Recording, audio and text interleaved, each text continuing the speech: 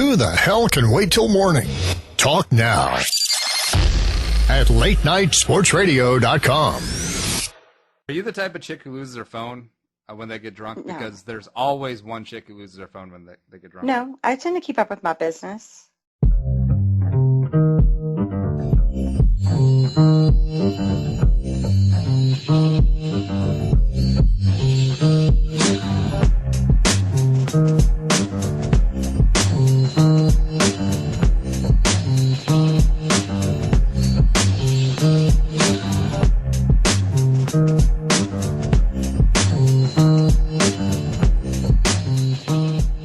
Back for another edition of the Shreveport Claire-vs-Carlson show, sponsored by Shreveport Travel Society or Chamber of Commerce. Travel Bureau? Yeah, whatever. There are many things you can put in your ears. This is one of them, just like a sailor named Lawrence. And we are part of the Late Night Sports Radio Network, latenightsportsradio.com. She is Claire Mullins at the Claire Bear. Is it 23 or 36? 23. 36 is for, like, my people who get me. All right, she is the NFL female podcast boss, even though last week she wasn't on there much, and it was delightful. He loved it. He loved every minute of it. And I'm Andy Carlson at Purple for the Win, all spelled out. I'm all about that action boss over at purpleftw.com. And we can be found at Claire-vs-Carlson on the Twitter machine and YouTube. Go and check all of that stuff out. But Claire, all the Shreveport talk, it's got you hot and bothered. What's going on? Shreveport. That was a dream. Shreveport's not a bad place. I could rule Shreveport, I think, with my almighty fist. Well, what's Shreveport's claim to fame besides just being like, it's a Delta city, right? I think, yeah, it is. It's a Delta city. And I'm not exactly sure what its claim to fame is, but it's very Louisiana-esque, even though it's in the very northern part of the state. And there are casinos everywhere. Everywhere there's casinos. So that's there's an Arby's / Love's travel stop. It's like a gas station place with an Arby's and a casino. Oh, I bet you love that Love's travel stop, if you know what I mean. No, I don't know what you mean. Now, is it a wannabe New Orleans, kind of like Milwaukee wants to be like Chicago? No, it's not a wannabe. It just is what it is. It has, I don't know that it has a particular industry there that rules it. It's just a big, small city. Did you meet Hobo Dan of Shreveport? We had words. Hobo Dan and I had words. Oh, yeah, Claire with the crawfish out here. Hobo Dan wasn't nearly so lively. Hobo Dan is Cajun. Yeah. Well, obviously, he lives in Shreveport, and he's a hobo who decides to live in Shreveport. Yeah, he's a Cajun. All right, that is all. All right, so let's get the purple elephant or pink elephant in the room out of the way. What's the deal with you and the Ebola, Claire? Oh, I don't have the Ebola. I live in Houston. You could be a carrier there, patient zero. No, I live in Houston. The Ebola is up 45 in Dallas, from what we understand. But the Houston Texans and a ton of Houstonians were in Dallas yesterday, as shown from the telecast, because that place was very red. It was really touching. I was very excited, and I got to listen to some of the game on the radio. And when the Cowboys were on offense, it was loud. It was, especially that first drive. It sounded like a road game for the Cowboys, and it makes sense because they were wearing the road whites, which I always do at home, which is annoying. Oh, don't even get me started. Now, see, I love when the Cowboys are on the road and the home teams are dicks, and then they wear their white uniforms, so the Cowboys have to wear their blues because it's awesome. I didn't realize that was a thing. That's real? That happens? People do that to them? Yeah. On purpose? Yeah. Yeah, because it's home team's prerogative which uniforms they want to wear. And you'll often see that in the early months of the year when it's hot, allow home teams like Raiders, especially Jaguars, to wear white at home and then force the other team to wear their darker jerseys. I never knew this. Yeah, but the Cowboys history lesson on the Claire-vs-Carlson show, Tech Schramm, when they were first starting the Cowboys and they really wanted to get the marketing going and get people to the stadium, they thought, hey, we'll wear our whites so that the fans can see all the different colors from around the NFL. And what kind of thing back then? Stupid crap is that? Hey, it was back then. And it What? might have worked. Who knows? Whatever. Okay, anyway, let's all gather hands and sing Kumbaya around the colors of the NFL rainbow.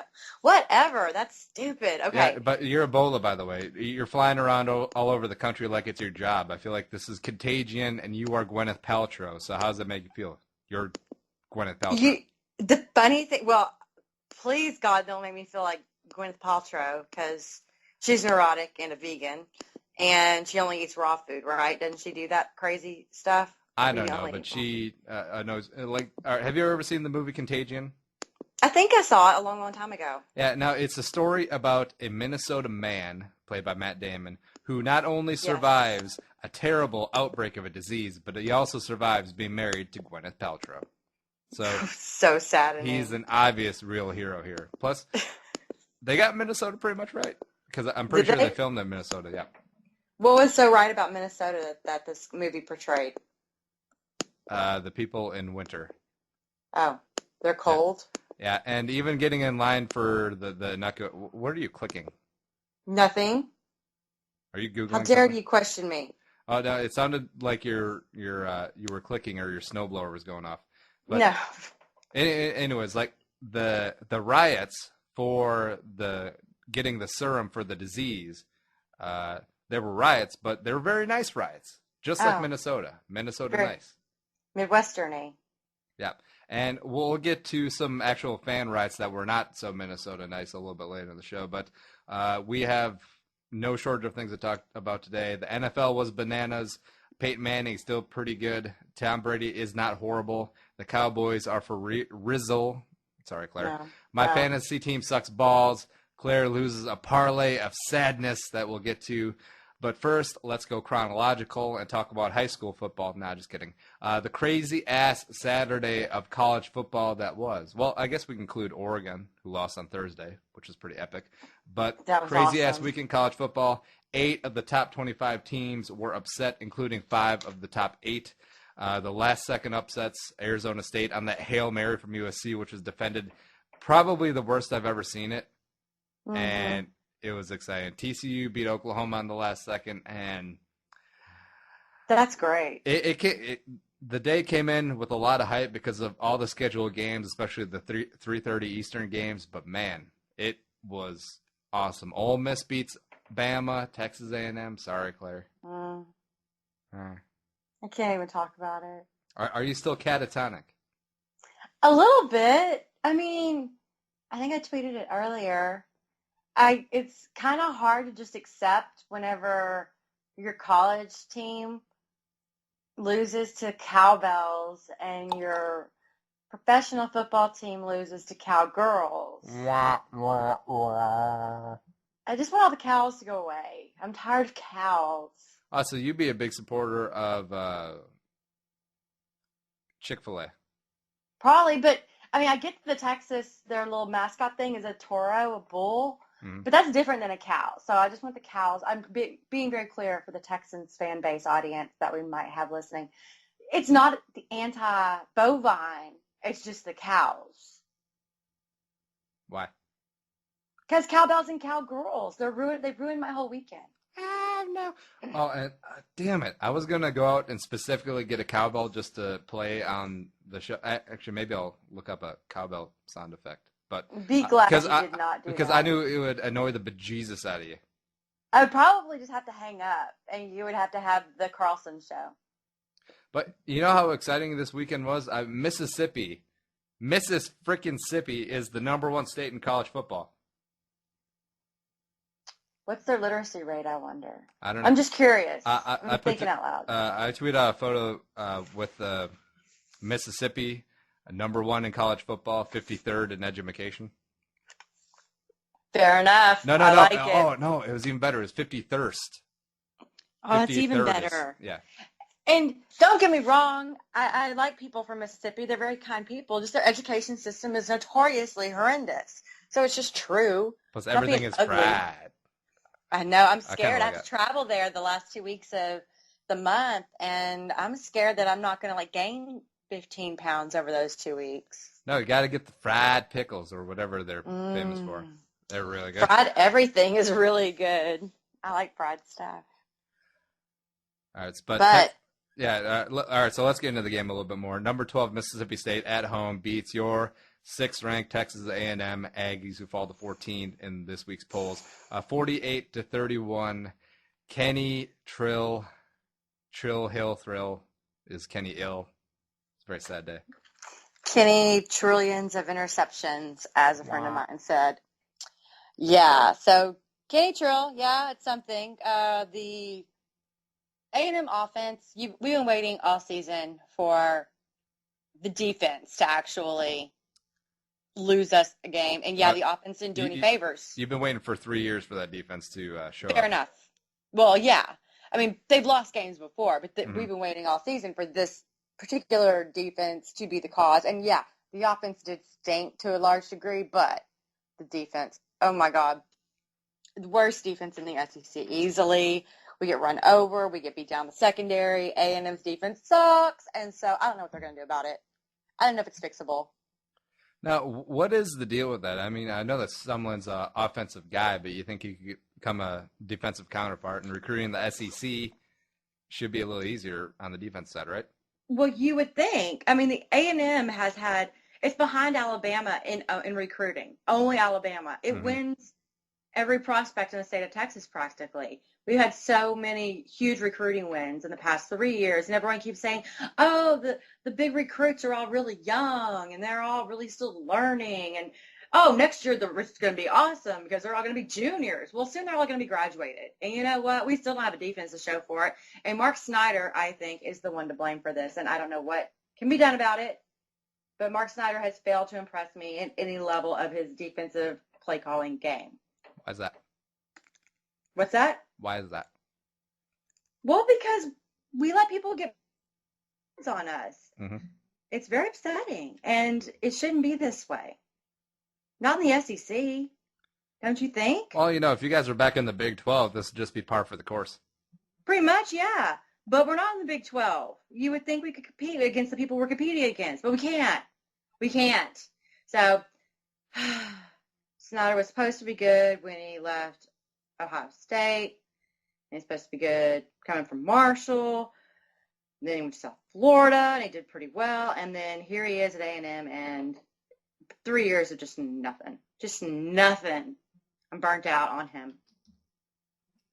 Well, at least it's a smooth segue into the guy that A&M couldn't stop, which is Dak Prescott, Diet Tebow, and right now, my front runner for the Heisman. Your rebuttal. So, do you believe that the rest of the Heisman voters are going to agree with you? Because nothing I see has indicated that he is at the top of anyone's charts. This is kind of fun because this is like one of the first years there isn't a clear-cut runaway, or the early runaways like Mariota get cut down pretty early. And Yep. I think if the top teams keep churning out losing games and everyone ends up with 1 or 2 losses, I think Mariota might be able to sneak back in there. I don't think Winston has a shot since he completely missed one of the games. And plus, he won last year, kind of tarnished the image. I don't think they want to give it to him twice again. Right. And Let's hope not. I don't know. Mississippi State's going to have it tough since they play Auburn and have to go to Ole Miss. They play on Thanksgiving weekend. But if Mississippi State somehow runs the table and gets into the playoffs, I think Dak Prescott, Tebow, Heisman, lock it up. Wow. Okay. But like I said, it's going to be rough.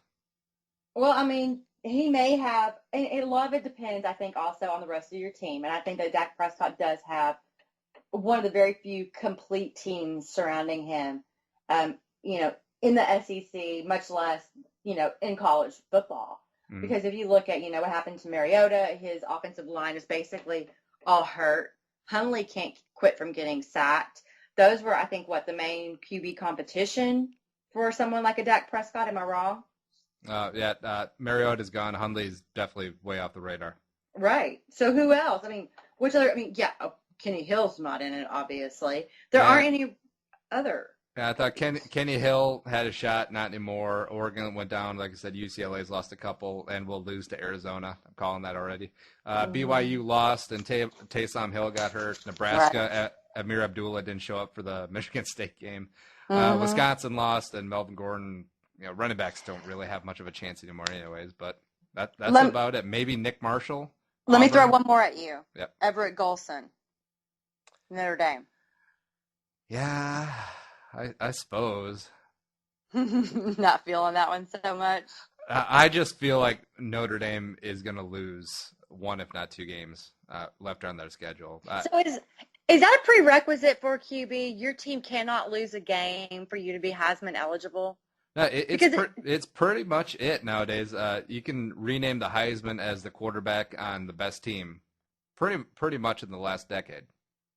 That's just annoying. It is. They may as well just make it a quarterback award. There should be a Heisman or like a secondary award for best college football player non-quarterback. There really should be. Absolutely. Absolutely, I agree. Just make it a quarterback award and make there another, a playmaker, best player who's not a QB. Everyone else award. Pretty much, because I get tired of every year it becoming QB. And, Trey Carson was in it last year, right? Mm. I can't remember who else over the recent history, but there have not been hardly any candidates who were not quarterbacks. It just gets frustrating. I understand they're the most important player on the field for almost every team, but there are players who excel so much in their positions that get overlooked for the QB. That's all. My 2 cents. Oh, yeah. And I'm just looking up which game I think Notre Dame is going to lose because I knew I have them penciled in for at least one loss, and they play at number 1 Florida State on October 18th. So yes, they do play. In 2 weeks they play FSU, but let's look at Everett Golson. He's 15-1 as Notre Dame QB, the best winning percentage in Notre Dame school history. When he's actually playing. Oh, okay. Fair enough, but I'm just saying his record as a starter. Yeah. This season, he's gone 114 for 178 passing, mm-hmm. 13, almost 1,400 yards, 13 TDs, 3 INTs, and then 4 rushing TDs. He's doing something. That's all I'm saying. My super dark horse for the Heisman is on the only 5-0 unranked team, which is Rakeem Cato of Marshall. He's put up pretty similar numbers to Golston, and Marshall is just straight up jacking fools. They have one of the weakest schedules being in Conference USA, but that's what I was going to ask. Their minimum, they've scored at least 42 points in all 5 of their wins so far, and their win differential is, I can't do the math, but it's probably about 30 points. Conference USA isn't going to win crap. Let's be honest. No, they are not. But, hey, if they run the table and then everyone up there, all the candidates have warts, I think there could be a strong case for Rakeem Cato. It's a replay of 1997 Randy Moss when he was a Heisman candidate. Sneaking up, just completely jacking fools, him and Chad Pennington doing work. I think Rakeem Cato as a quarterback, I think he might be a little sneaky. All right. Well, let's wait and see, because I am not buying a Division I guy until it's time to pick that guy. It's just not going to happen. You mean Big 5 conference? No, yeah, exactly. All right, because I was going to say, Marshall's D1, baby, come on. Right. Well, I mean, not exactly, Big 5 conference, not Conference USA. Yeah. And that got me curious. So I looked up 1997. Randy Moss is a redshirt sophomore. 4th in the Heisman voting, 96 receptions, 1,820 yards, and 26 touchdowns. Which is okay. Gross. That's so gross. It is gross. It's a bit much. It's over the top. Trivia, who finished first in the Heisman ballot in 97, Claire? I don't know. That's the year I graduated from college. I was busy doing things. Well, you should be tuned in to college football when you're in college. Oh, yeah. Was Texas A&M not very good in 97? They were decent. They weren't awful. Yeah, they were okay. Charles Woodson, first defensive player to win the Heisman, blah, blah, blah. Peyton Manning 2, Ryan Leaf 3. Curtis Enos, number 5. And that's all she wrote there. So since we're talking about college football, this is the most in-depth we get into college football. It feels kind of nice. Are you enjoying this? I am, because I do consider myself a college football fan and very interested in like all the encompassing of the sport since I don't have like a hardcore allegiance like you do. Mm-hmm. Yeah, I kind of like the Gophers since they're my default geographical team, and they are playing pretty darn good this year. Sure. But yeah, college football, it's always interesting watching minor league NFL players go at it. Right, exactly. That's All right, kind of so- what it is, the farm system. All right, so top 4 playoff for the NCAA farm system. First year of it, it's going to be pretty exciting. Claire, who's your top 4 teams as it stands right now? As it stands right now, I'm going to go Auburn, Mississippi State, Arizona, and Notre Dame. No Florida State. Notre Dame beats Florida State. What? You heard me. You heard it here first, people. What is this wizardry? What is this nonsense? What are you talking about? Well, I can foresee the eventuality of Notre Dame going into Florida and beating Florida State. I think that would be a lot of fun. It would turn things on its ear. And while I'm not a big Notre Dame fan, I like the guy who no one thinks is going to win to be the winner. That's fun. Make it happen, Notre Dame. It takes a special breed of team to make Notre Dame the likable underdog. I know, right? Yeah. Well, I just really hate Florida State, so, either way, you want to look at it. Well, what did Florida State ever do to you? Jameis Winston. I don't want him to be successful. Let's just be honest. Yeah. I don't like his vibe. He puts off a vibe. I don't like it. I want him to lose. No, Yeah. And it's interesting that you put Mississippi State and Auburn in the Final Four because they play each other this Saturday, and they're from the same division of the SEC West, so only one of them's going to the SEC championship game. How's that going to work out? That's a lot of ping pong balls that got to fall just right. It is. But you know what? I think that they could play out their schedules so impressively and play each other so impressively that the opportunity is there where the people who are deciding who these playoff teams are going to be look at them both and say, we can't leave one of them out. Condi Rice, There you Archie go. Manning. There you go, those guys. All right, so who do you got winning this weekend with Auburn at Mississippi State? More cowbell. I'm probably going to have to pick Auburn because they've just been there. They know. And Mississippi State is kind of new to the whole being on top of the world feeling. So I'm just going to go with it's going to be a very competitive game, in my opinion. And one team's going to have to win, and Auburn will be that team just because they're continuing their winning ways. All right, number 2, Auburn beats number 3, Mississippi State at Mississippi State. What city are they from? They're from Starksville. Starksville, okay, because Oxford's Ole Miss. I got you. Ole Miss, right. And then Auburn continues on at number 3, Ole Miss, November 1st, versus Texas A&M at 13, Georgia, and lastly the Iron Bowl at number 7, Alabama. So they have a murderer's row schedule. And Mississippi State, if they lose, they're going to have to get a lot of things go their way because the only significant games they have after that is at Alabama on November 15th and then at Ole Miss on November 29th. And since they're both road games, if they come away with impressive victories, I suppose they probably could recover from a loss to Auburn. And as long as they don't lose to Tennessee Martin on the 8th. Come on. Suck on your way to try and make it to the NCAA playoffs.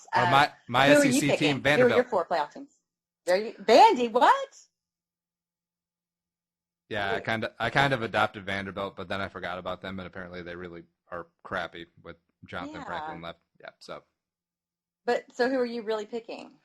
My top 4 is Florida State, Auburn. I think Baylor's going to run the table, and Michigan State will somehow survive and get it done because I think Michigan State. I like will win Michigan out. State. Yeah, they'll beat Ohio State, and then they'll probably end up beating Ohio State again in the Big Ten title game. That would be cool. That would be really cool. Yeah, and Baylor really only has 2 big games left, Oklahoma and Kansas State. Big 12 doesn't have a championship game anymore since they don't have the number of teams, but I think they'll win out. Arizona is really interesting to me.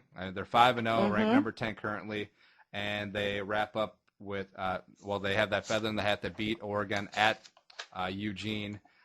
Then the big games they have left is at number 18 UCLA, at 24 Utah, and versus number 20 Arizona State in the last game of the season. Then they have a championship game. So if they could get hot and win out, or maybe come away with one loss against a superior opponent on the road, I could maybe see them sneaking in, because RichRod is a wizard. RichRod's he back, kind of baby. is. He really is. No, the dude wins everywhere except for Michigan. But it might be Michigan's fault. Let's just blame Michigan. It feels like it's Michigan's fault. Yeah, but I don't know. I felt really bad when RichRod left West Virginia, because that seemed just like such a great marriage. And I read the book, 3 and Out, which is mostly about RichRod and Michigan and how that didn't work out. But a lot of the prelude stuff was about him and West Virginia and how it was such a great dynamic that I kind of wish he would have just stayed and built up a powerhouse program in Morgantown. Well, and then you just never know what the future's going to hold for you. And so he took a chance, and good for him for taking a chance, in my opinion. I always I think more highly of the guy who takes a chance than the guy who sits tight for something safe, that feels safe, So I understand why he did it. Can't fault him for that. But he's fun. And then Arizona, only once in the history of the AP, has a team gone from unranked to being ranked within the top 10. So that's kind of major. Who knew that? Now, does Arizona have the second best state for football currently? Number one's Mississippi.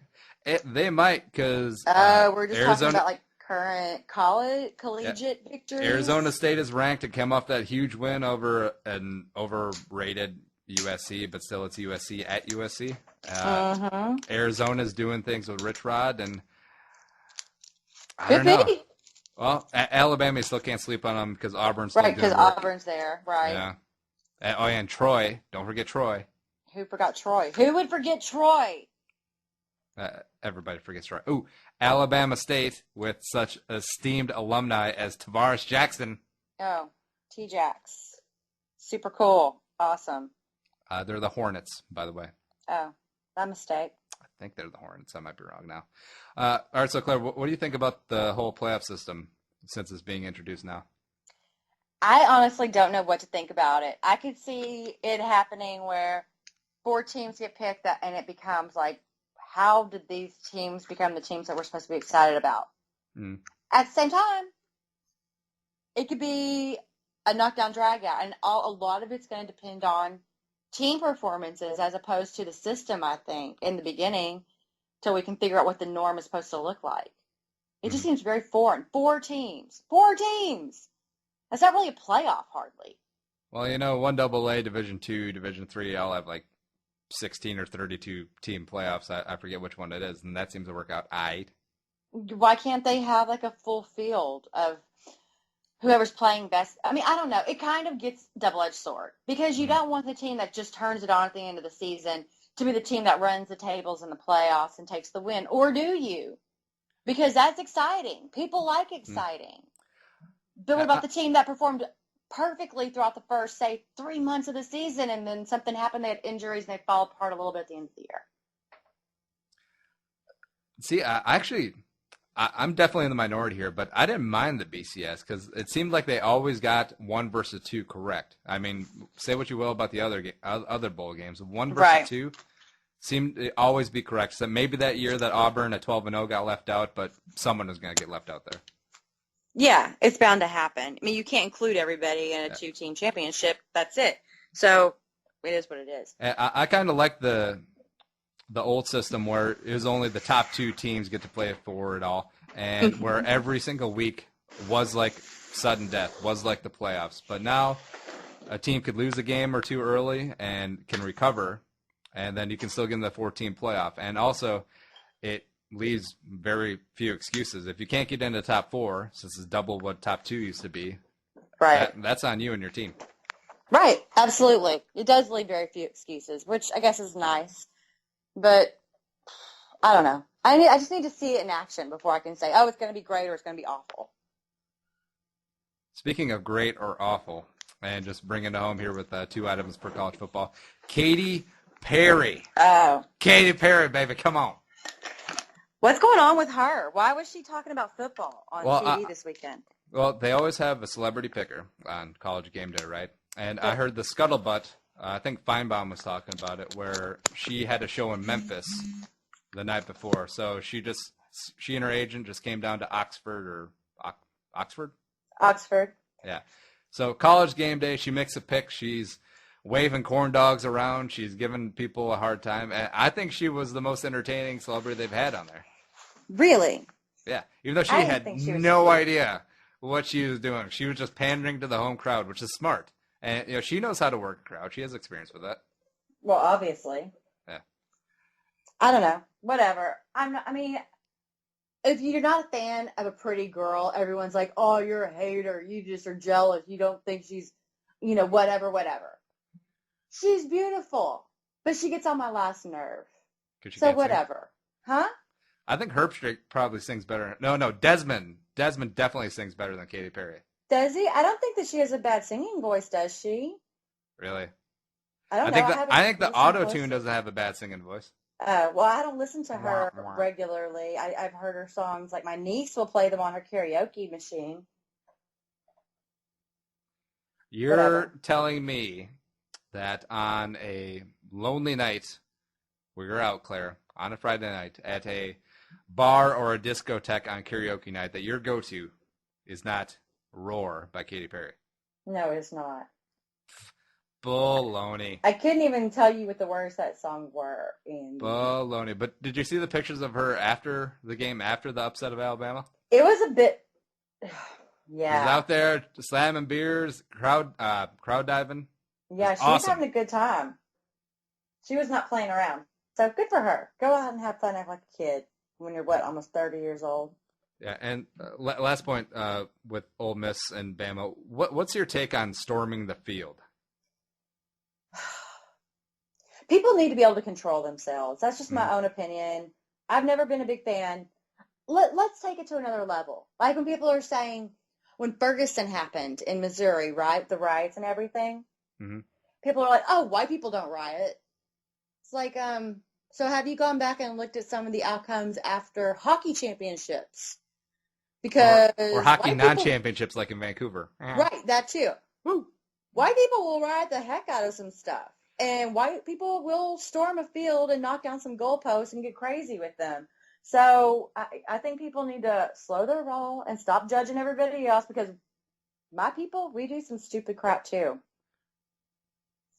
This just saying Claire has been anointed the spokesperson for white people. There you go. We do stupid crap. That should be our slogan. And part Cherokee people. Well, that too. No, I'm Creek. Part Creek. Oh, whatever. Oh, really? Yeah. That was just a complete shot in the dark. I'm Creek, actually. A quarter, but whatever. No one cares about that. You're a creep? All right. That too. Yeah. And I think it is just in the human DNA. Like, it doesn't matter what color, race, creed, religion you are. I think there is something deep down in the DNA that if you're part of a crazy mob, you're going to go with the mob. Maybe it's a survival instinct since strength in numbers, and then you get more courage in numbers. But it is neat to see. I mean, it's very cool to see on the Sports Center highlights, rushing the court after a basketball win or rushing the field. But you're basically putting 10 to 15,000 drunken, inebriated people in a small area very quickly. I'm surprised that there aren't more incidents. Incidents where, a Brolo, this didn't happen, or hadn't seen it happen, but some Brolo from Ole Miss gets in some Bama kid's face, and the Bama kid doesn't take it correctly, or... Do you think that doesn't happen? Maybe I think it happens probably a lot more than undocumented, but probably not extreme. But you got to think of the safety for the opposing team, the opposing kids, just everyone involved, like even the officials. I mean, hell, it just takes one person with bad intentions to have that freedom, and something very, very terrible could happen. And it could ruin it for everybody, because I think storming the field is kind of cool. I think I don't really have a problem with it. It's like following your basic, whatever human emotion. It takes one person with very low inhibition to go ahead and set that sort of thing off. And then everyone's like, oh, that guy's doing it. Let's go do what that guy's doing, because that looks like fun. So, I don't know. It's just kind of Yeah, like that drunken Later kid going who ran onto the field and was slammed by the strength coach that we talked about last week, who ended Yeah. up losing his academic scholarship. You're not telling me that there weren't a few hundred of those idiots mixed in the Ole Miss Bama one and the Rutgers storm in the field when they beat Michigan. By the way, Right. that's not even was field good. storming worthy. I think it has to be at least a top 10, if not a top 5 opponent. It can't be Michigan. Okay. You don't think? No. You don't think it can be a team that you've Uh, lost to multiple times and you don't feel like I think this. it's a huge deal? I don't have it in front of me, but I think that was the first time Rutgers and Michigan ever played. Is it? Because Rutgers just joined the Big Ten this year, and how often is Michigan going to schedule a team from northern New Jersey? Well, let's find out.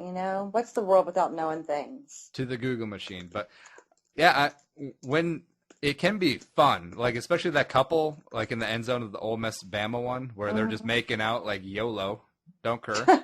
They did not care. His hands were all up in her personal space, and he did not care. And it was effing hilarious too. For the goalpost tracker, I think SB Nation did that, where they're having people tweet or email in where the Ole Miss goalposts were, and they were like in bars, they were in apartments, they were all over the place. It was awesome. I missed that. I should have kept better track of where those goalposts were. You should. That's on me. That's on Might me. have ended up in Shreveport. Well, yeah, could have. We would have known Shreveport well. All right, and since we got some filler time, since you're looking up Rutgers and Michigan. No, I didn't see anything. All right, so the Aggies game. All right, so it's the first time you ever played. Welcome to the Big Ten. Congratulations, your first Big Ten win. You're gonna start with the field against Michigan. I mean, come on, Michigan sucks. Minnesota beat Michigan at the Big House. And How big of a win is it really? I don't know. Maybe Michigan has maybe Minnesota has a prouder history than Rutgers does. Minnesota obviously does because we have 7 claimed national titles, Claire. I don't know Y'all if you are know that. just all I don't know about if you know that. Y'all are just all Yankees. I don't know what y'all do up there past the Mason-Dixon line. Y'all just a bunch of fast-talking Yankees up there. That's right. That is right. I can't trust none of you guys. And this fast-talking Yankee is going to throw the break. Right when we come back, we'll bitch about our fantasy teams, talk NFL, and, yeah, lots of good stuff. Claire versus Carlson show, BRB. BRB.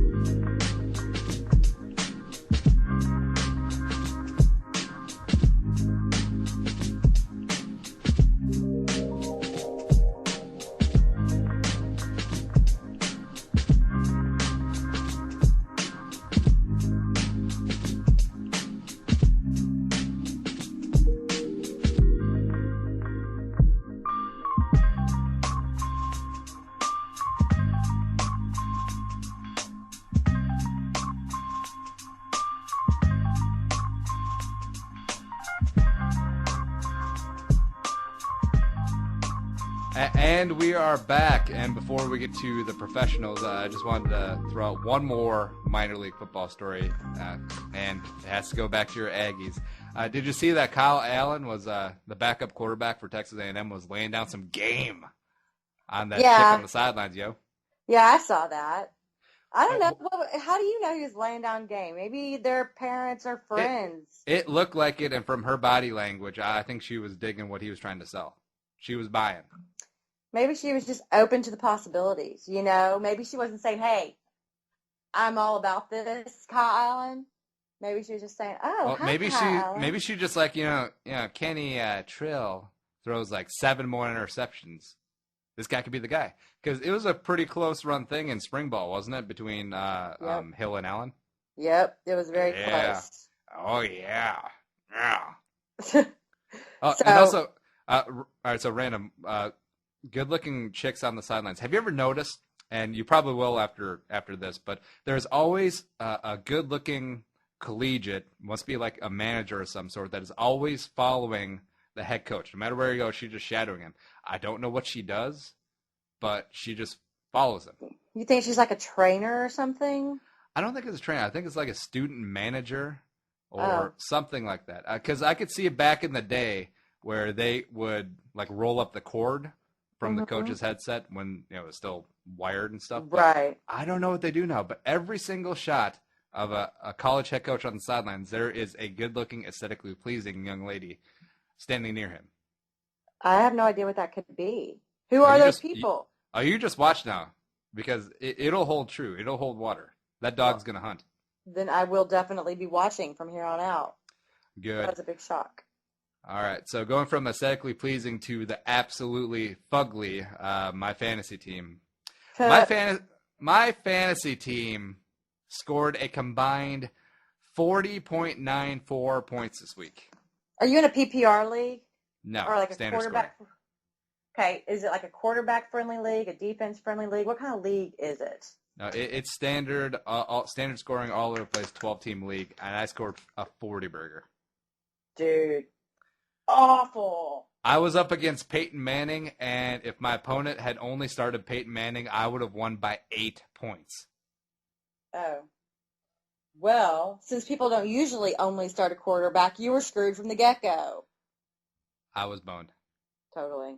And plus what pissed me off, too, is I was trying to trade him for Brian Quick, and he refused to trade me because we were playing that week, and then Quick goes off for 20-some points. 2 touchdowns, right? Mm-hmm. 2 touchdowns, 87 yards, and... I had a very, very sad Andy. Yeah, but I am pulling off some trades. I am making moves. I don't want to disclose them now because I know that a couple of people in our league actually listen and are cats who download our podcast all willy-nilly. But, yeah, I am trying to move on up. I was set behind because 2 years ago I traded my 4th and 5th round picks for Doug Martin, which is very stupid as this is a keeper league. But, whatevs. At the time, it sounded like something major. It did. It did.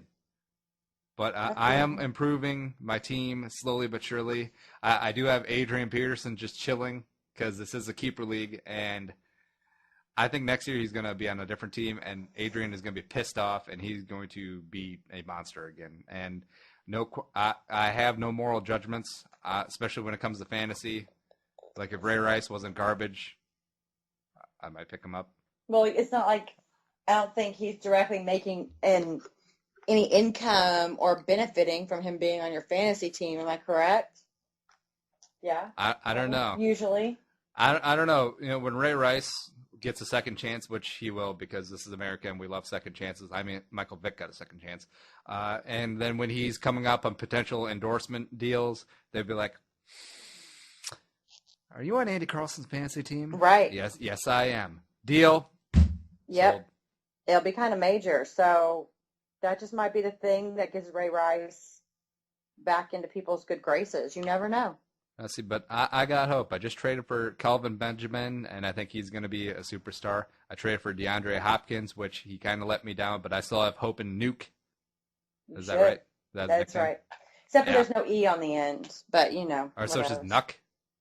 Well, his family has called him that apparently forever because when he was a kid, those were the type of pacifiers that his mama gave him. That was a brand. Nuckies? Snooks. They're pronounced nukes. All right, whatever. Yeah, and so that, anyway, it became a nickname, and it stuck with him. All right, so I just need your boy Nux to step up and Cordarrelson to get his head out of his ass and Jerick McKinnon to finally win the starting job, and I'll be in good shape. You're just those things. That's all. No big deal. Just those things. And, you know, if the Vikings can trade Adrian to, say, the Raiders or somebody, and then maybe he gets on the field later in the season in time for the playoffs. Yes. You're not going to make the playoffs, babe. Oh, shut up. Hey, I'm 2-3. I'm still in the hunt. The leader of my division is 3-2, and I just need to win my division, and that's fine. Okay, whatever. Whatevs. Good luck. All right, so how about you in your 17 leagues, huh? Why don't you lay some positivity on me? I have 5 teams, and okay, There's one game left this week that affects me. And in that game, I will go 5-0. 5-0. Things go my way in this game. Can you believe it this week? I know you're just jealous. You can be jealous. That's okay. I'm not going to be mad at you for being jealous. Envy is one of the 7 deadly sins. What is? Envy. Then maybe you shouldn't be so envious. Calm down a little bit. The fact of the matter is I need Bobby Wagner to not go for 15 points tonight. Oh, so you get independent defensive player fantasy league because, I'm so cool. Just one player. That's all.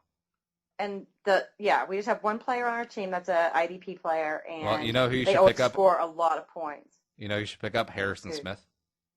Why should I pick up Harrison Smith when I have Paul Puslosny? Because Harrison Smith is sexy, and Paul Puslosny is terrible. Paul Puslosny got me 29 points this week. Actually, Puslosny is pretty good. He is really good in IDP leagues. On a really bad defense. Right, but that's all. But they really didn't play horribly, and we'll probably get to this. They did not play horribly this past weekend.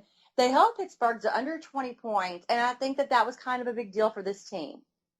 I think that's just an indictment on Pittsburgh. Or maybe it's just saying that Gus Bradley isn't totally screwing up everything in Jacksonville despite their record. I don't know. Sample size, but the whole 90 points they gave up or wherever it was in their first 3 games was maybe they're getting better. I'm just saying. They could. I mean, Jacksonville last year started off as the laughingstock in the bye week, but towards the end of the year, Bradley got them playing pretty good. He did. That was one of the reasons why I picked them to win the AFC South, but that's a larf. That was a larf. That was a bit much.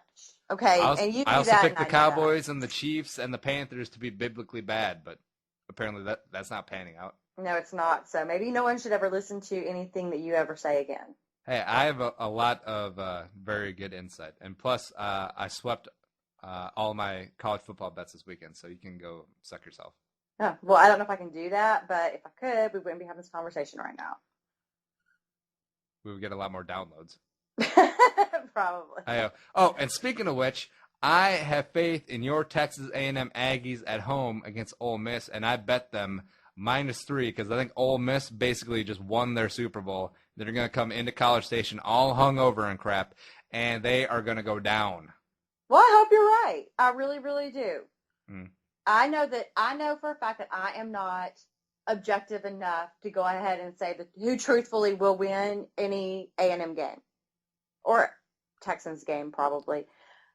But I hope you're right. Ole Miss shot their wad last Saturday. They won their Super Bowl. They're going to slip up, and being on the road at Kyle Field in front of a bunch of wild Texians without cowbells. It's going to be at the 8 o'clock game as well. Mm. So I think that bodes well in the home team's favor for some reason. I don't know why. All right, so we're back on college football again, but you did this. Moving on. Niffle. So since I built up your confidence saying that I think Texas A&M is going to win outright and cover the -3, I'm going to bring you down again as your Texans lost the Battle of Texas 2017 in overtime. Arian Foster is a beast again. He was a beast. Ryan Fitztragic is who we thought he was. Okay. And that is all. Everybody know, and I apologize. I have just been so busy. I have not had a chance to I was working during the game. I caught the last half of the last quarter, and I have not even had the chance to watch it to catch up. I just know what I read for the rest of the game. Was Ryan Fitzpatrick that awful, or was he just not as good as Tony Romo? He was bad on the Ryan Fitzpatrick scale because I actually watched this entire game because I was sweating. I had the Houston +6, so that was nice. But I also had DeAndre on my fantasy team. But just noticeable that Fitzmagic, he doesn't throw set often enough. He puts the ball where the receiver, it's either way behind or way ahead where they can't really do much with it. He throws up a couple hospital balls. You want to say he wants to be a game manager, but he's not. He's kind of a gambler, and they made him pay on one of the balls as is a kind of a game-changing interception. And Yeah. I mean, in overtime, Houston won the toss, and Arian ran off a couple nice runs, and they were about midfield, and then Fitzmagic, he threw it 3 straight times, and they punted, and then that was all she wrote. Yeah. After Romo hit Desmond, that sick catch. Oh, that was awful. But, to be honest, Houston, B.O.B., just keep riding the horse that brought you there. Yeah. Yeah, absolutely. Apparently, I really wasn't a fan of the play call on that 3rd and 2 in overtime, because we hadn't it seems people around here are a little upset. They say that they think that Bill O'Brien is trying to keep Fitzpatrick from doing too many things and therefore making fewer mistakes. Well, if that's the case, why didn't we keep the ball on the ground during that period? Because Fitzpatrick hadn't tried to even scramble for a first down on 3rd down previously that game, or put it in Arian Foster's hands from the get-go, not pass it to him, but give it to him to run it, because that's where we'd have our success all day. Yeah, I agree. I mean, Arian Foster is obviously back on track. He is back to being a top 3 NFL running back. And I should correct myself. I remember on the Fitzmagic interception, it wasn't game-changing as it was early in the game, except he must have had a miscommunication with Foster, because Foster split out wide, and Foster ran a 9 route, was wide open because Scandrick gambled and jumped the route, and Fitzpatrick threw it right at Scandrick. So if they would have had better communication, that would have been a long touchdown pass from Fitzpatrick to Foster, but instead he threw it right at Orlando Molly Scandrick, and yeah. Gross. Yeah, so now you know how my weekend was. And, the defense held up fairly well. DeMarco Murray did get his yards, but early on it was a bit of a struggle. J.J. Watt was noticeably he was dinged up, like the whole elbow, and then he had a leg thing in the game as well. But it was very noticeable, even as an objective person watching, that he was getting manhandled and like held, hack a Watt. Yeah. Yeah. And let's be honest. I mean, Romo was able to escape his grasp essentially at least one time. I think more than that. A couple times, yeah. Yeah. So that was Tony Romo, a man who's paid a whole lot of money to make plays happen for his offense. He was right in those situations earning his paycheck. So, you got to give it to the veteran Tony Romo. He was able to kind of get away from the lethal J.J. Watts for that game. Bummer for me. Dallas is pretty good, though. Who? Dallas. Oh, screw Dallas. God, I hate that place. And the weird thing is that their games, early on against San Francisco at Jerry World, and this one, Houston coming in, seemed like rogue games. But I think that was because people were selling their tickets early on, like right at the start of the season, when they're like, Cowboys aren't going to be no good. I may as well sell these on StubHub. Right. But now that the Cowboys are kind of getting it together, maybe they will start getting an actual home field advantage, which is kind of odd. And such a odd request for a home team, right? Well, I think that they will. And the thing is, you're trying to sell tickets at one of the most premium prices in the NFL to people who are down on the team. So they probably would just think, I'm going to sell my season tickets and make money this year, whatever their situation is. Well, now they have maybe a reason to go. So maybe they'll start going. And the secondary market is also going to be big. Houston Texans have never had a home game not sell out. You can't get tickets on the regular market for a Texans game. It can't be done. So, unless you're a season ticket holder. So, Texans also will travel well when the game is 4 hours away in Dallas and we consider it a rivalry and they don't. Yeah, Texans will travel for that. Oh, what else is there to do in Houston except for karaoke Katy Perry songs and Flick the Bean? Oh, my God, don't be gross. There's all sorts of stuff to do in Houston. I mean, just are you talking don't be gross like the Katy Perry or the Bean well, comment? Both. We could do without either one of those, let's be honest. Oh, please. On a scale, I will never be the vulgar one on the show as long as you're on it. Okay. Okay. But just looking up at the Cowboys' remaining schedule, since Dallas it is a $1 billion stadium. It is kind of more of a destination. So I could see if a fan of a team was said, I'm going to travel and see the team at a game. I could definitely pick a $1 billion stadium as opposed to going to Buffalo. Right. Sorry, no offense, Buffalo. Or No offense. Oakland. Right. Yeah, who wants to go watch a game in the black hole? Gross. And just looking up at Dallas's upcoming schedule, Giants fans, national following, they might come in. Washington as well. And Arizona coming to Jerry World November 2nd. I could definitely see that one being very, very red as well. Just kind of the same thing as the Houstonian rivalry. Yeah, so that was fun. I mean, it was just a lot of fun to hear on the radio and it to be so loud, like I said earlier, without Arian Foster touchdown. It's pretty exciting. I mean, I know that, yeah, we lost, and that sucks, but it's not a rivalry, but it's more than a regular old Sunday. You know what I mean? Mm. So, it's what it is. It was fun. We should do it every year. It should be done every year. Well, don't you guys play preseason game against each other every year? Not every year. Some years. All right, gotcha. All right, so moving on from the sadness, Peyton Manning is pretty all right. It's more sadness.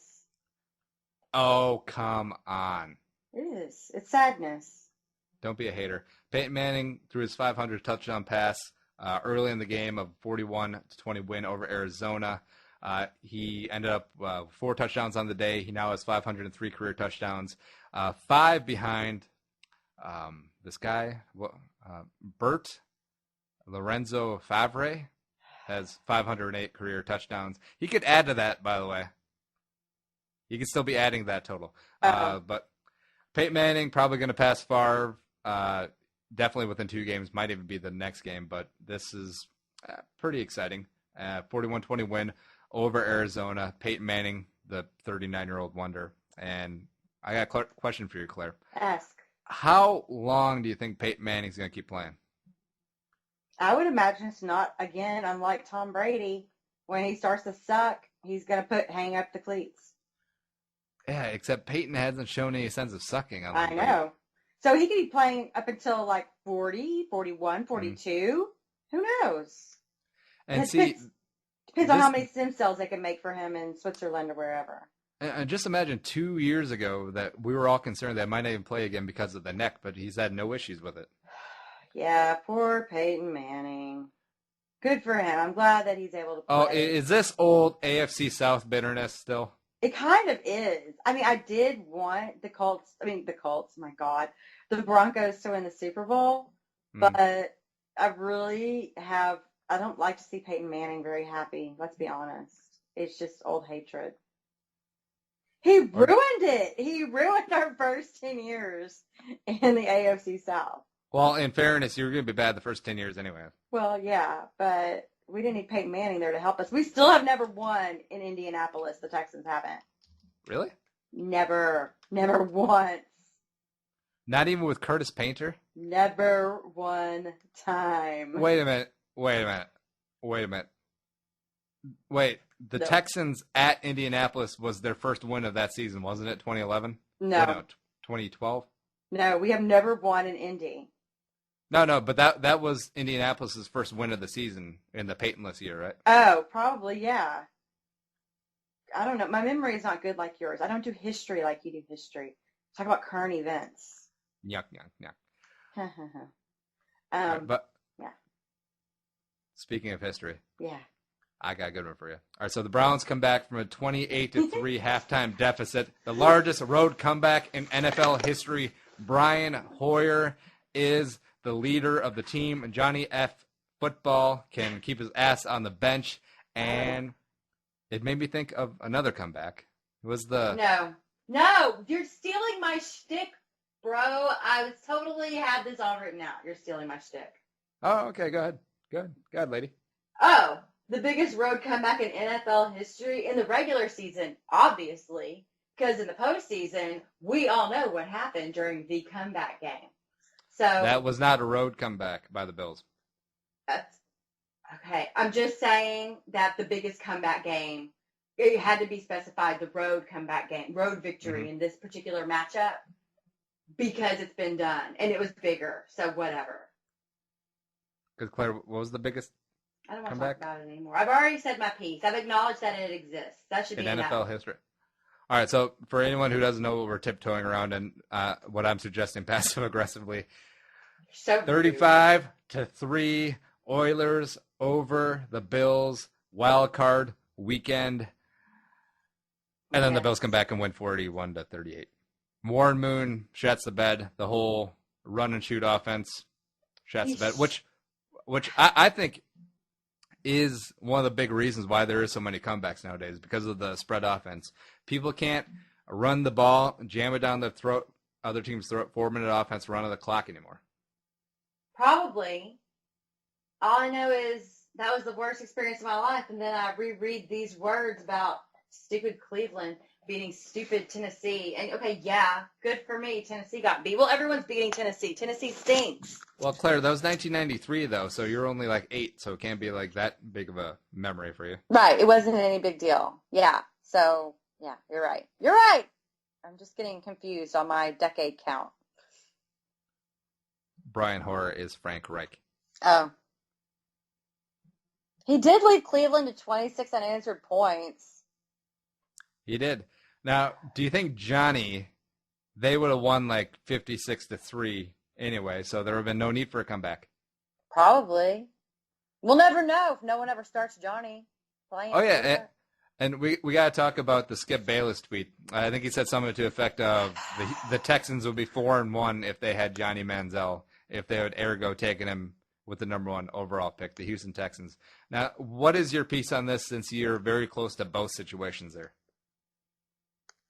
I'm very close. Oh, to the Texans and the Johnny situation? No, I meant Skip Bayless. Oh, no, I'm not close to Skip Bayless. Yeah. That's, neither here nor there, but pretty much, yeah. He needs to shut his dirty mouth and quit, because he doesn't know anything. That's the thing. He makes these incendiary comments and states things as if they're fact when they're total speculation and hyperbole and That's stupidity. all sports is. Oh, he is the mastermind. That is all sports is. That's not. And the thing is, I pretty much will shut someone out if they say a bunch of things that are just total speculation and they drown everybody out and they're wrong. Okay, I'm done with those guys for the most part pretty quickly. Skip Bayless is the worst. Give some examples besides Skip Bayless. Oh, good Lord. Well, his cohort, that's a good one. His cohort, though, I think is more logical than he is. LeBron James will never win another title in Cleveland. My good friend, my good pal, my good buddy, my good everybody is my friend. LeBron James completes me. Apparently. Me and him take a bubble bath together every Friday night. That's disturbing. That was a bit over the top. With LeBron's receding hairline, just like mine. Okay, now I'm freaking out a little bit. All right, who are some other ones? Name drop. This is why you're on the show, Claire, because I want you to get you riled up and say something controversial. Oh, I'm trying to think of people who get on my. I've really blocked a lot of them out. John McClain. Heath Evans is awful. Oh my God, I can't even think of the things that he has said, but he looks like a cartoon character. That's something right there. But he played the game. And he has. I'm not one to talk. I'm really not. But his accent sounds so hillbilly. I'm sorry, it does. Who, Heath Evans? Yes. Yes. Have you not listened to him speak? I have, but I don't think his accent God. is Go all listen that to him. wonky. Go. No, I have listened to him. Maybe it's a Southern thing picking up on a Southern thing. He has just one of those country accents. I like to think I have a Southern accent, but not country. He's country. So Heath Evans gets on my nerves. All right, well, just looking at it, all right, so he's born in West Palm Beach, Florida. Not really that rednecky. It's not the redneck part of Florida, right? He sounds Southern. He went to school in Auburn, though. There you go. That must be it. And then he played, 3 years in New Orleans. Right. So he's done his time in the far South. And Florida, much of it is South. And I understand he's born in West Palm Beach, which is not really the South. But, yeah, Florida's pretty Southern. Well, who are you to talk about accents? You sound like a Cajun man. I do not sound like Cajun, man. Like I said, I know that I have an accent. I like to think it's more just a Southern accent than like a country accent. There's a difference. There Name is. two differences. Well, I don't know. A Southern accent. I don't know. I didn't sound. You make Wash my truck. You make it sound like My I sound ex-wife shot my dog with my unregistered AR-15. See, I don't talk slowly like that.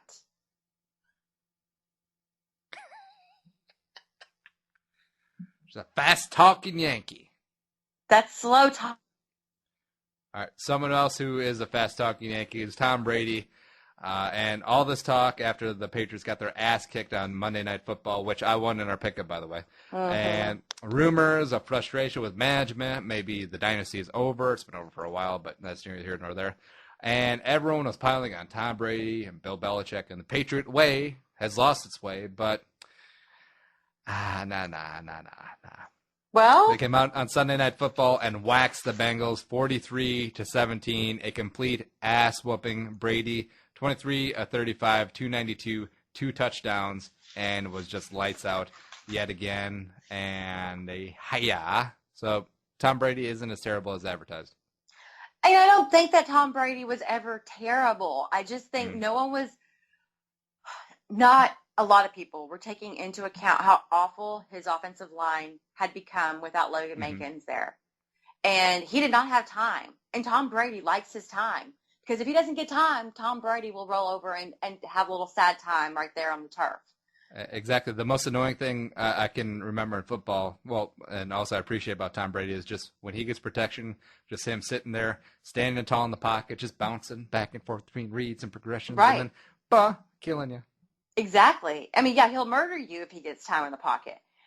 But if he doesn't get time in the pocket, Tom Brady gets a little petulant and a little diva-y and has an attitude that people pick up on, and that causes people to make fun of Tom Brady for being a little diva-y. So he brings it on himself. But that's not the point of my conversation right now. I think it is a little noticeable that he has regressed a little bit, especially in the accuracy department, because we can point to his personnel, offensive line, trading Mankins away, which I thought was really stupid. Yep. But then also his weapons are an injured Gronk. Julian Edelman is number one receiver. Come on. The remnants of Danny Amendola, whose dad gets run over by golf carts. Brandon LaFell was their big free agent signing. Come on. Aaron Dobson can't even get on the active roster for that long. Kembrell Tompkins they just released. And yeah, they do have a point, even though they won a Super Bowls, multiple Super Bowls with like Troy Brown and David Patton at wide receiver. Right. But that's what it Tom is Brady. kind of a combination. Yeah, go ahead. I was just saying that, and that combination with Tom Brady at his 110% self and an awesome offensive line, that does things. That team could do things. But if you don't have the offensive line and Tom Brady at 110%, you only have 99% Tom Brady, it's not going to produce the way people expected. But then they brought back their 2 tight end sets this weekend, and that made a huge difference to have both a pretty healthy Gronk looking better and then Tim Wright coming in, and they got tons of yards that way. You know where Tim Wright went to college? Nowhere. Rutgers, because Belichick buys every friggin' Rutgers guy ever. Oh. Ever. Interesting. Ever. Fair enough. And, I think it is a combination of the Brady regression because offensive line, his receivers may not get separation all the time, but when they do, occasionally, it just seems like Brady has been missing them. And I go all the way back to the last Patriots-Giants Super Bowl where if Brady completes that pass to Welker, they run out the clock, they win the Super Bowl. Yeah. But they just sure, you could have said that Welker should have caught that ball, but Brady could have put that ball in a much better spot. He was completely wide open, and he's lost it. And also something that's flying under the radar, the regression of Drew Brees. Yes, I had that on my list. What's going on with that? What has happened? I'm not exactly sure. I was going to discuss it with you. I mean, Brees had 3 turnovers this past game, including one of them was a pick 6, and then another was a turnover that basically led to a touchdown for Tampa Bay. So Brees and their defense in New Orleans are both struggling, and I'm just not sure exactly what's happening with Drew Brees right now. He has not had a strong season. Well, they paid Jeremy Graham all that money. Marcus Colston, I think, has dropped off depreciably.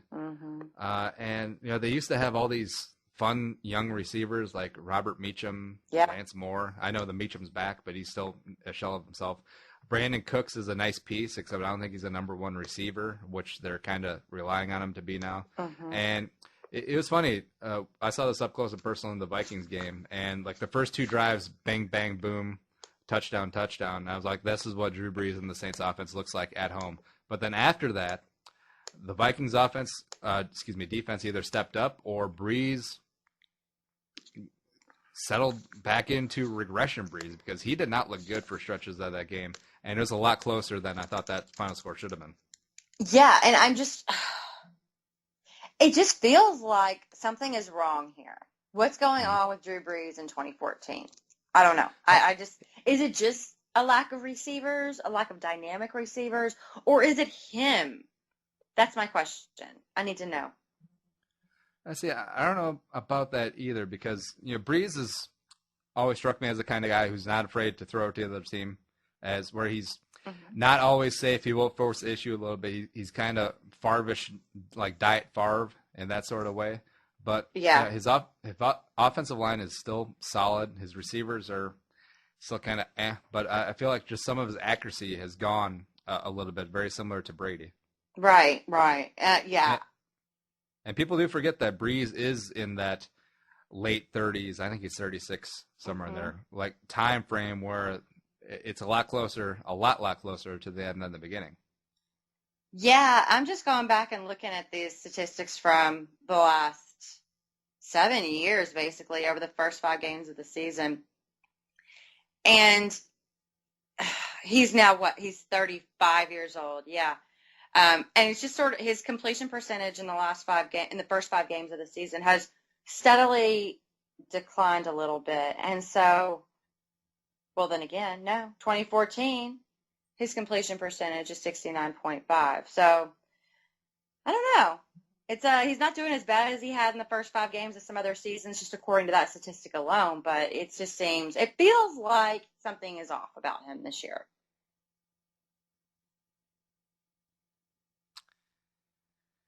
Yeah, I don't know what it is. I mean, I would still take him as a quarterback, my team. Right. Even though I got Teddy. Yeah, you have Teddy. Maybe. Teddy. Maybe. You might have Teddy.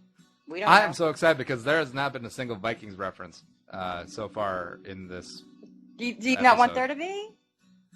It just seems like so long ago. That Thursday night. And such a throwaway game. And I wasn't even upset because, with Christian Ponder, he is who we thought he was, and that was about it. Oh, well, that's awfully disappointing. Yeah, I do feel kind of bad, and we'll get to this segment right after we take a quick break. But when fans go too far in their giving it to players, but we'll talk about that when we come back. Claire-vs-Carlson show, BRB.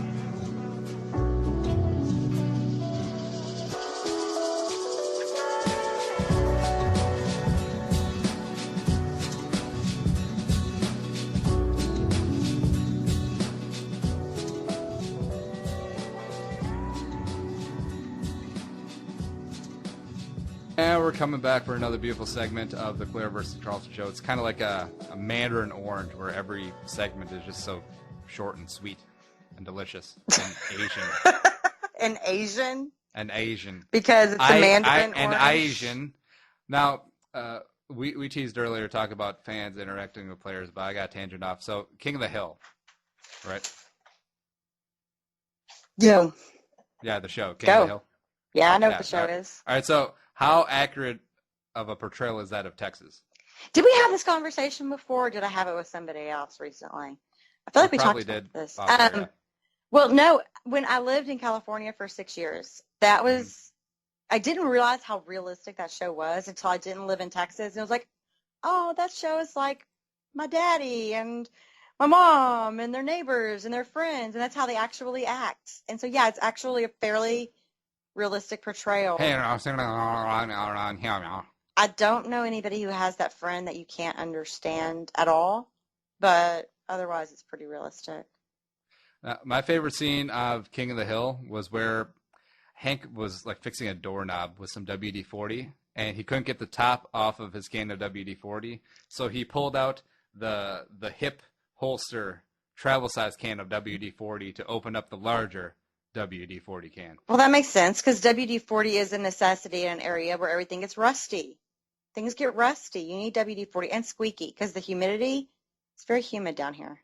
Rusty and squeaky, and not just the women. All right, so fans, and when they go a little bit too far in ripping on the players, because players are human, and I've seen this up close and personal the last 3-4 years because of Christian Jerome Ponder. And Ponder did get the start last Thursday for the Vikings at Green Bay. Teddy Bridgewater, game time decision, held out because of the ankle. He's fine. But we had to relive it again because Christian Ponder, bless his heart, he is not an NFL quarterback. And fans are brutal in venting their frustration on all forms of social media, message boards, heroes, radio shows. And I think Ponder gets more flack than the average bear because his wife is high profile as she is. She is not afraid to snap back, as it were, and they are both above average looking people. I really do think that plays into it as well because not many people hating on Kyle Orton because he looks like a foot. Sorry, Christian That's Ponder, funny. Sam Ponder, and you saw this up close and personal too, like with Matt Schaub, people showing up at his house, death threats, too far, man. Well, and I just think they have this demeanor that says, their words may say, oh, you can hold me accountable, but then maybe their demeanor says otherwise, and I don't know Ponder well enough to actually make that assumption. But just from what I've seen of him, that's the assumption I make. It feels like Matt Schaub. He would be like, oh, this is on me. And then he would proceed to say, we've got to do. No, you're the dude who just threw 2 pick sixes to turn the game into a rout or whatever just happened. So people started getting mad at him personally, and they would take it on him personally because he was essentially lying to people. That's how you feel.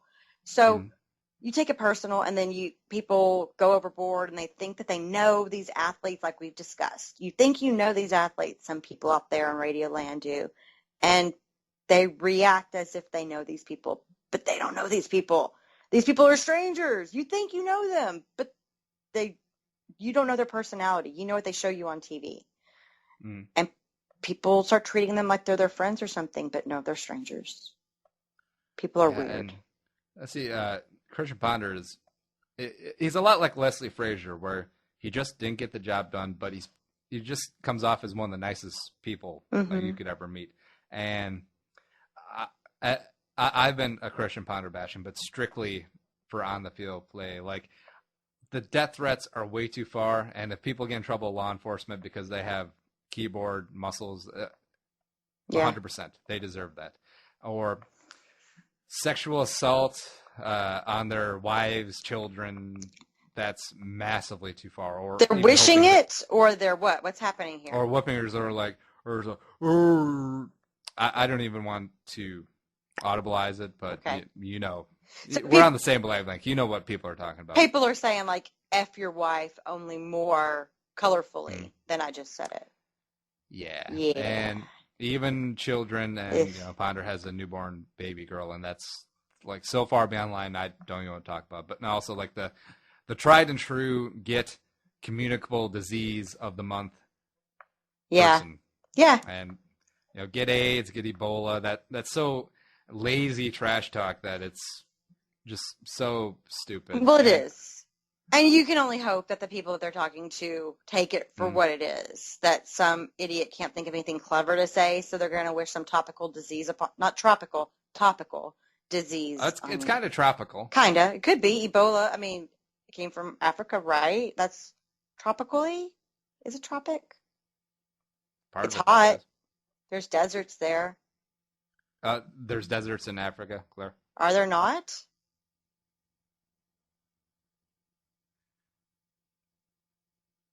That was sarcasm. I would have said there are deserts in Africa. And also the dead right? air was golden. The dead air was designed. But yeah, so I don't know. Tropical, topical. We're talking about topical diseases. All right. Yeah, and I just wanted to bring this segment down because it's something that's not fun to talk about, but it's something I want to rant about. Just like fans, like a large majority. Well, I don't want to say a large majority, but a healthy portion of them are just completely horrible people. They are. And there was an article, I think it was the Milwaukee Sentinel. I don't have it in front of me, so I'm completely paraphrasing. But the writer was talking about she was in a bar watching the Vikings-Packers game, and then a Packers fan, when there was a fumble, said that, hey, it's just a big old N-word pile there when the players were going for the ball. And the reporter wrote an article, called out the person in question about it, and then she got some nasty letters saying that, really? How dare you call people out for exercising their right to free speech? Isn't this America? If they are speaking freely, one would think that they would be able to speak in a manner that they're not ashamed for people to know they're speaking in. You would think. I don't think this is the person in question writing the letter, the person that actually said the N-word. Well, no, but even so, if someone's going to speak in public, well, they should not be ashamed of what they say in public because we are all adults and we have morals and ethics, right? Yeah. And I think there are a lot of fans out there like that where they are not, if they're Caucasian, they're not afraid to use the N-word to describe African-American players or other fans even, and it's just terrible. There, not to name names, but there are a number of friends that I've talked to when the Vikings were in the process of drafting Teddy Bridgewater. They're like, it'll never work because black quarterbacks aren't smart enough. And these are people that are still my friends. I may look at them a little bit differently now. Right. And they are my age and grew up in a culture where there's a color blindness, but there's a level of equality and understanding. Right. And you can see that point if they're saying that society may believe that black quarterbacks aren't smart enough. But if they're simply saying that their belief is that black quarterbacks are not smart enough, what the heck is wrong with people? Now, and this isn't like some 60-year-old backwoods Republican conservative asshole saying that black quarterbacks aren't smart enough. This is a Caucasian, suburban-raised, college-educated young person saying that. And right. I don't know. I don't know. I think it's because you and I probably both choose to surround yourself with people who are open-minded and not closed-minded and don't assume the worst about everybody. Speak for yourself there, flower child.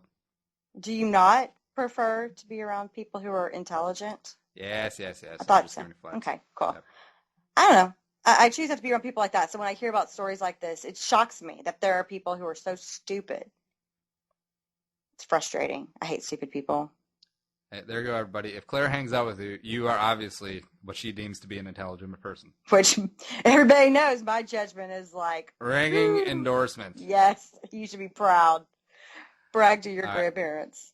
And continuing on the terrible fans motif, there was a clip that went quasi-viral of Poker Pro Grant Hinkle at the Chiefs game. Chiefs Patriots winning that game. This. Getting into it, and yeah, it's kind of weird since I pay attention to like the poker world, so this is the only reason that this came up to me. And so he's getting into a Patriots fans grill during the whole, Jack White thing, and kind of a vulgar dance, making a beer bottle into a penis and thrusting it towards the Patriots fan. His face at that. Hinkle came out with a statement saying that there was two sides of the story, but what we got on camera is what we got on camera. You acting like an idiot, a drunken buffoon to other fans. And this happens every single sporting event, I want to say. It does. It absolutely does. And I've seen it happen by visitors to people at Texans games. And I've seen it happen by local people to visiting fans. Mm-hmm. So I've seen it from a Green Bay fan at a Texans game last year. Green Bay fan, I'm shocked. I know. That's what I hear from a lot of people. I don't know many Green Bay fans, so I just chill in my corner. But this was awful. This guy was a horrible human being to a girl whose boyfriend was pretty inebriated and disappeared for a little while. I think he went to the bathroom.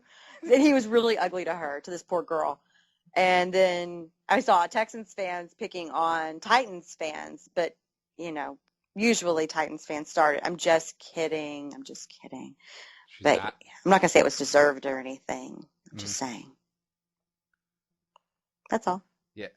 Yeah. And then plus video just surfaced. I don't know if you saw about there was a kind of a brutal altercation in San Francisco bathroom, the Niners Chiefs game. It's always the Chiefs. Always the Chiefs. Actually, this is all 49er on 49er crime. And there was just you can find the video. It's pretty much everywhere. Just a very short, violent confrontation where some dude gets a head injury. Another guy gets his face beat in pretty good. And it's just like, don't want to stereotype Bay Area, but it seems like a lot of these videos come from here. But this isn't isolated. I mean, there's a reason why undercover cops walk around stadiums. That's not because you're well-behaved at games, idiots. Well, and the Bay Area thing is interesting because someone else came up with this. Well, all these peace-loving hippies in San Francisco, and for a lot of people in Oakland are peace-loving hippie types. Mm-hmm. It's not those people who are going necessarily to the football games. In California, it's really interesting, actually. The prison system is run in Salinas, which is like an hour and a half south of Oakland and San Francisco. And basically, once you get in there, you're choosing sides. And the sides are represented by the football teams, basically. So once you're out, you're affiliated with the football team. And that has a lot of play into what goes on in parking lots and at games for both the Raiders and the 49ers. Really? It really, really does. I'm not even lying. That is interesting. Not even lying. Prison culture at the game. Crazy. Yeah. Happens. Yeah, and even like much lesser issues at games, like you were talking about, getting grief from drunken fans. It's one of the many reasons why I don't like going to games and why I haven't been to one in 4 years. It does kind of ruin the experience. I got screamed at by a guy last year at the Seattle game, in my face. I was uncomfortable. But, I mean, I saw this video from 4 years ago, I guess it was, whenever the Texans played the Cowboys in Houston. And it basically ruined tailgating as we know it in Houston from there on. There were fights galore. And every video I've seen on YouTube of it, it's mainly Texans people fighting Texans people. So I don't know what the hope of accomplishment is there. But well, you know what they say in the South. What? Don't mess with Texans. Well, they say Texas. Wah, wah. But we'll take it that way if you want to. Wah, wah. And, yeah, man, because, these people are spending more money than ever on tickets, on parking, on concessions. Mm-hmm. And just by luck of the draw or happenstance, some idiot on StubHub, buys a seat next to you and then makes it a miserable 4-hour experience for you. And then maybe you just never come back and spend that $500 for a ticket or $1,000 for taking your family out. And the NFL really needs to take a look at this, and all major sports for that matter. They do, but then it becomes an impediment to the rowdy fan who's just minding their own business because they want everybody to stay in their seat and not disturb your neighbor and yada, yada, yada. And wait, but we're at a football game. Where's the line? Yeah, there just has to be. I know people go to games and it is their excuse to get plastered and yell and be a mob mentality. And, hey, maybe get to storm the field. But there's got to be a line because a lot of people take it way too far. And it is really, especially the NFL. Yeah, absolutely. It's mainly the NFL. But then you'll see things from college games too. And yeah, I think the NFL is more disturbing to people. Probably because there's more kids who go to NFL games. Yeah, probably more kids, more coverage, probably more violent sport attracts more of a violent element. There might not be a direct correlation, but it seems like it. It feels that way, yeah, for sure. Yeah. I don't know. It'd be cool if it stopped, but I was actually reading an article today. The guy he wrote a book about game violence, and his studies were all done in 2007. And then he was basically talking about the book he wrote. He's like, what's changed the most is that now we see women involved in tons of these scuffles, whereas women used to never get involved. Oh, baby. And it's concerning whenever people who were the ones recently breaking up the fights are now instigating the fights. Interesting. Yeah, not to make light of the situation, but on the video of the 49ers fight in the bathroom, it's all 49ers fan. It's a sea of 49ers jerseys. But when the fight starts, about towards the tail end, there's just a dude with some nice Dockers and a tucked-in shirt, just like an older looking white gentleman just strolling through, like, oh, excuse me, I need to wash my hands, excuse me, out here. It's hilarious. Watch the video. It's fun. I'm definitely going to watch that now. Thank you. It's like the only guy not wearing red in it. It's awesome. He could have just walked in at the wrong time and gotten his face beat in. That would have been horrible. Horrible. I think he had a rolled up magazine of like The Economist or Newsweek underneath his arm. Maybe he was pinching one. No, that's okay. That's gross. We don't need to talk about that. Yeah. All right, bringing it home with a little bit of levity to end up this segment. It was kind of a dark segment, but that's all right. All right, so Claire, when you get into a fight at a game, what's going to be your go-to move? Say you don't have your purse, so you can't swing it, but I'm not swinging a purse. Nice little girl-on-girl fight action, equal playing field, equal reach, equal weight, all those things. It's the same weight class. All right, what is your go-to move? How are you going to take down this chica?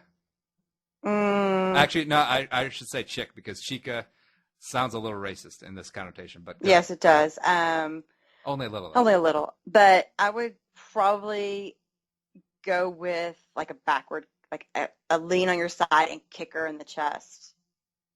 That's what I would do. Okay. Like Tebow. So like a roundhouse kick? Not only a roundhouse, but more of, you just get that, what's the word? The force from kicking, not forward, but like kind of to the side a little bit and like at her chest. Yeah. Tebow style. All right. So when she grabs your foot and then grabs your leg and gets you onto the ground because that's inevitable. She's going to be drunker than me because I'm not going to fight someone who's more sober than I am. So that really thins out the potential fighter pool for your You need to chill because I'm not always wasted. I like to drink. I'm not drunk. The South should rise again. You don't know me, Andy. We'll be right back for the last segment. Where's my car keys? Claire-vs-Carlson show.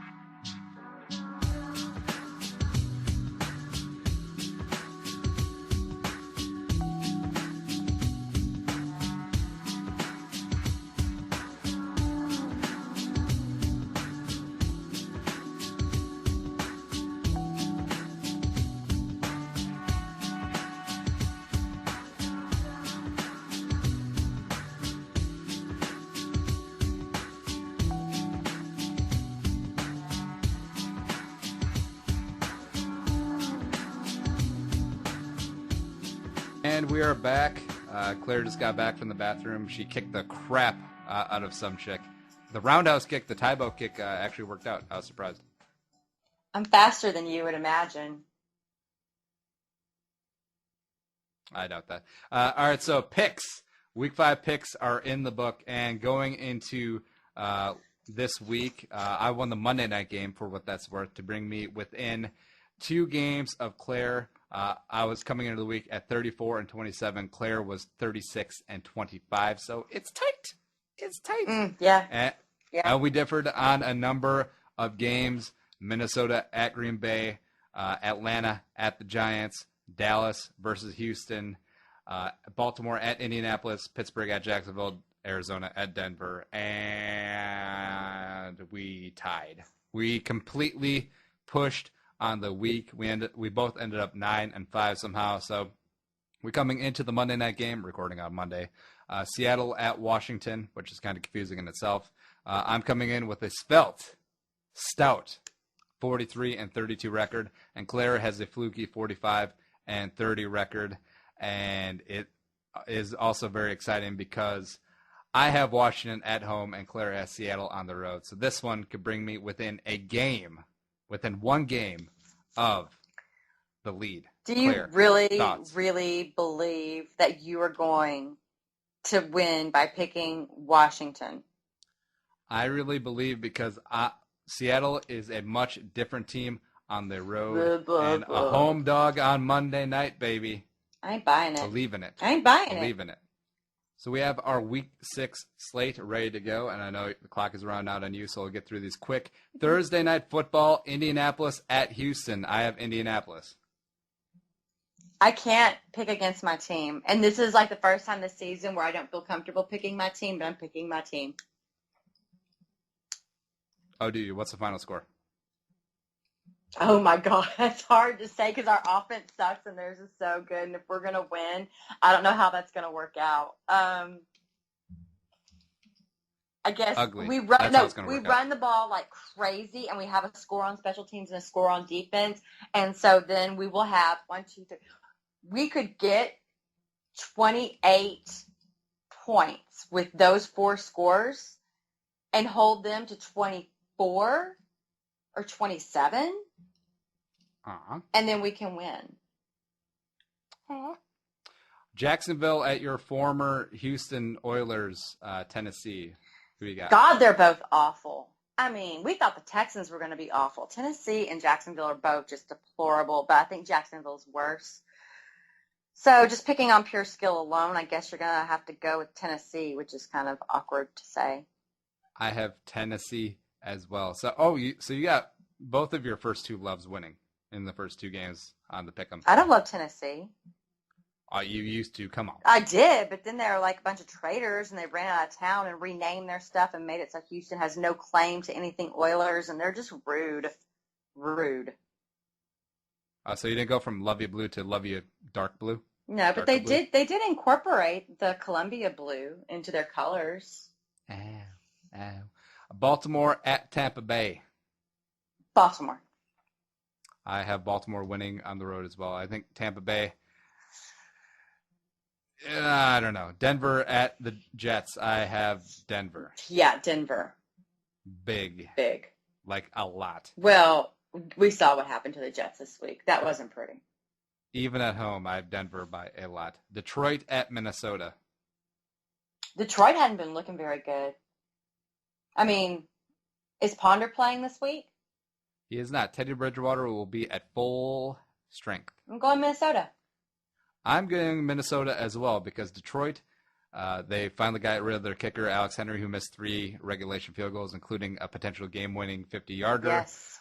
Probably going to sign Matt Prater, right. But that's fine. Megatron could be held out. Reggie Bush could be held out. So I like our chances. And Matt Stafford is a paper quarterback. He's all stats. He's no substance. And I like our chances at home. Yeah. And I can say R because I used to be on the practice squad. New England at Buffalo. I guess New England. I mean, I know Buffalo looks pretty good with Kyle Orton under center, but he's not Tom Brady. I've got Buffalo at home. Really? Because it seems like New England always struggles in Orchard Park, and I think Buffalo and Neckbeard another week together, him and Sammy Watkins, I think could do some things together, and I think they get it done. Really? I do. Wait, you say I or I? I. All right. Carolina at Cincinnati. Ooh, Cincinnati had it rough this week, and Carolina had that kind of ooh. But they're at Cincinnati. Yes, ma'am. I'm gonna go Cincinnati. I'm going Cincinnati at home as well. I think they rebound off the loss in Carolina. I don't think they're that great. I think they just had a hell of a second half against Chicago. Mm-hmm. What happened to Chicago's offense the second half of that game? They had 3 points in the whole half. They had 4 turnovers. Yeah, it was awful. God, it was awful. That'll do it. And I think that 10 penalties, so that'll do it as well. Okay. The rest of these I'm going to make up matchups. Pittsburgh at Seattle. But wait, is that really happening? Nope, just kidding. Pittsburgh at Cleveland. Who you got? You're such a jerk. They're at Cleveland. I'm going to go with Cleveland. I'm going Cleveland at home as Stop well. copying me. Yeah, no, I'm not. I know, honest to God, I have my picks down, and you know what? I think some week I'm just going to completely make up the matchups and see if you're actually paying attention. I pay attention. I have the NFL.com schedule for this coming week. I'm looking at it right now. I would be able to tell you. You do not have it open because I do not hear a video playing without authorization. Because on the schedule page there is no video. Green Bay at Miami, the last of the early games. That's a weird matchup, isn't it? Green Bay at Miami. Green Bay. I think Green Bay wins as well, except the opening line is 3.5. Mm-hmm. Miami's getting 3.5 points. I think they cover. I think it's pretty close. Green Bay struggles on the road. Miami off a bye. We'll see. San Diego at Oakland. Oakland coming off a bye, Claire.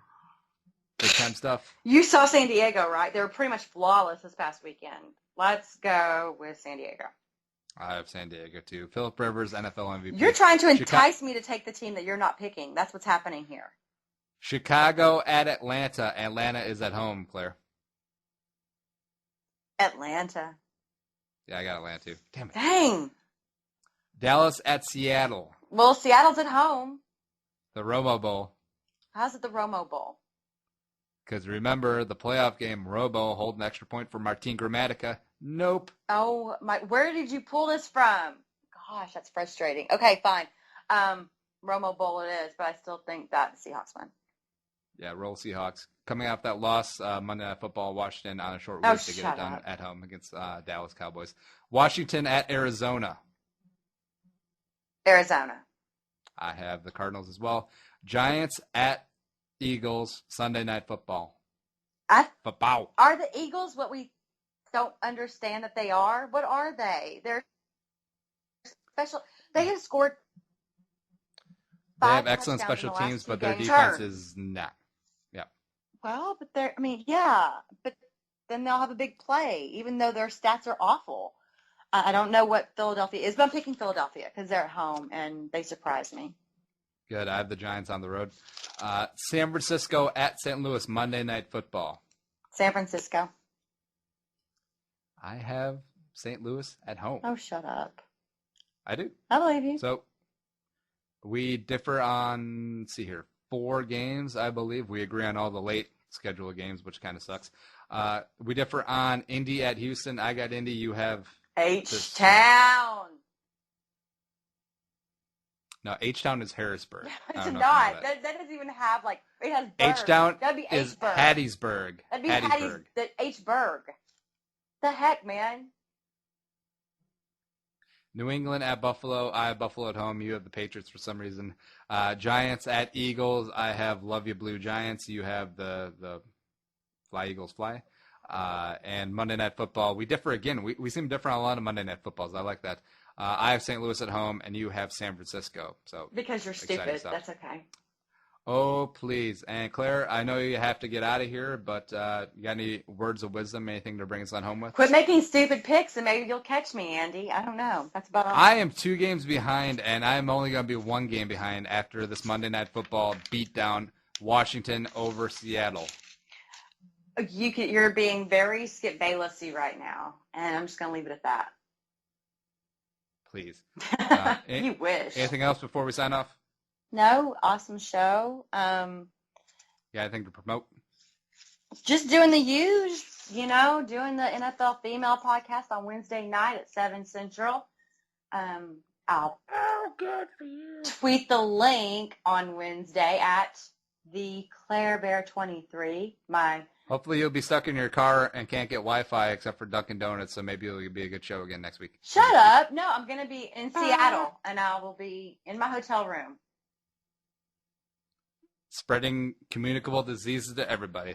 Stop that. Stop. I tend well to my business. Thank you very much. Purell does not do much. Actually, it's harmful to you. You're freaking awful. It is, actually. People need to be aware of this. It is. It'll create, super viruses and germs, and people just... It's not just for... zombie apocalypse. Right? Exactly. People... That should be the theme of next week's show, just all zombie talk, because I can tell... Well, you're kind of gothic, so you're obviously into zombies. I do kind of like zombies. I mean, I really liked them 5 years ago, but they're still fun. No, don't be a zombie hipster. Be like, I like zombies before they were cool. I kind of did. It's not my fault. Everyone else is behind the times. I read the Walking Dead comic book. It's not comic book. It's graphic novel. And everyone's on the TV show. Well, I didn't really read the comic book of Walking Dead, but... Graphic novel. I didn't read that either. But I did read lots of zombie books 5 years ago. I liked zombies. Like what? They were kind Name one. They were kind of like young adults. There's this author, I think her name was Carrie Ryan, who wrote The Forest of Hands and Feet. And Carrie Ryan is the GM of the Twins. No, now you're being crazy talk. Carrie Ryan, yeah, young adult fiction, The Forest of Hands and Teeth. And she wrote several little books after that about the zombie world these people live in. And it's actually a really cool book. And there were several others. I just forget. They were long ago. She's at the Claire Bear 23. I'm at Purple for the Win. I have no words. You didn't know I read zombie books. I did not, but no, seriously, that is going to be the entire basis of the show next week. It's going to be zombie books and our picks. That sounds like a party. That does sound like a party. Claire versus Carlson show. We're out of here. Late Night Sports Radio.com. Yeah, that's it. Say goodbye, Claire. Say goodbye, Claire. All right, bye-bye. The music was created and produced by Deeb. To hear more of his tracks, check out soundcloud.com/Deeb. Winning.